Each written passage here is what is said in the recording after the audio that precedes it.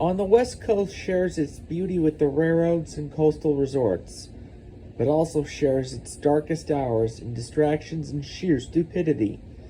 In Yuma, Arizona, freight trains assaulting Tehachapi and Cajon passes were some of the most treacherous grades on the western United States. But on one fatal summer day in June of 1987, that confidence was shattered and thrown out the window. At around 8:37 p.m. Mountain Standard Time, Southern Pacific's westbound 7791 proceeded to operate on the westbound route towards Yuma. However, the dispatcher reached to the yardmaster unsuccessfully by trying to transmit an announcer via PA. He also reported to his radio. Both proved unsuccessful.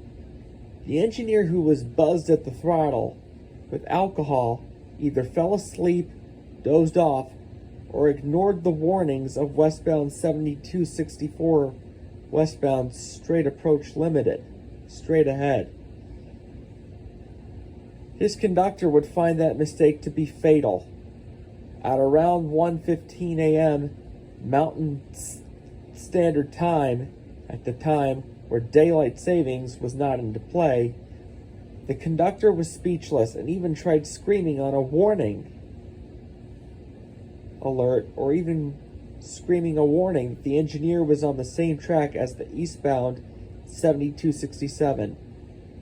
Minutes later, the trains crashed in a senseless head-on collision. The engineer was killed immediately. The units involved, 7791 and 7267, were totaled and scrapped almost immediately. The other 3 units were rebuilt and returned to service weeks later. Southern Pacific policy at the time outlawed anyone involved in alcohol collisions be permanently banished from the railroads, and a G form would indicate sobriety for all of its crew members. Now it's up to the railroads to uphold stricter standards, not only for its crew, but even non-rail fans trying to treat the railroads as if it were a playground and to beat trains to crossings.